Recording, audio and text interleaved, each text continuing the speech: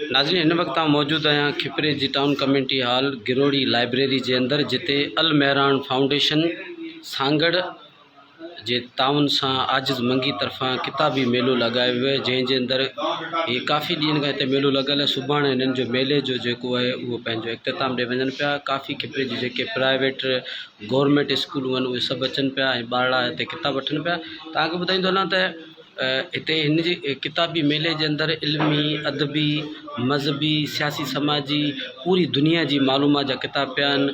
English, Sindhi इन ॿोलियुनि खे तर्जुमो करण के हवाले खां किताब पिया आहिनि। शाह जो रिसालो पियो है। फारिग वक्त में वक्त विञाइण खां सुठो है तो किताब पढ़ो, छो तो किताब इंसान जो एक बेहतरीन दोस्त है। इन में तव्हांजे इल्म, तव्हांजी ॼाण में नॉलेज थींदी। तो तैलीमी अदबी मेलो है, इन जे अंदर खोड़ सारा इतने किताब पिया आहिनि। कहाणियुनि जा किताब पिया आहिनि, मज़हबी किताब पिया आहिनि। उन खां पोइ जेके असांजा क़ौमी हीरोज़ आहिनि, उन खां पोइ जेके सिंध जी तारीख़ी जेके हीरोज़ आहिनि, उन्हनि जा बि हिते किताब पिया आहिनि। उन खां अलावा अगरि जेके ॿार तयारी कनि था 5 खां 15 स्केल ताईं, उन जी बि हिते पिया आहिनि। ऐं काफ़ी सारा हिते किताब पिया आहिनि। धर्मी किताब आहिनि, पंहिंजो हिंदू मज़हब जे हिसाब खां त भागवत गीता वग़ैरह हिते पई है। उन खां अलावा इस्लामी मज़हब जे हिसाब खां हिते किताब वग़ैरह पियूं आहिनि, जंहिंमें क़ाइदा पिया आहिनि। त अहिड़ियूं काफ़ी सारी मालूमात आहे।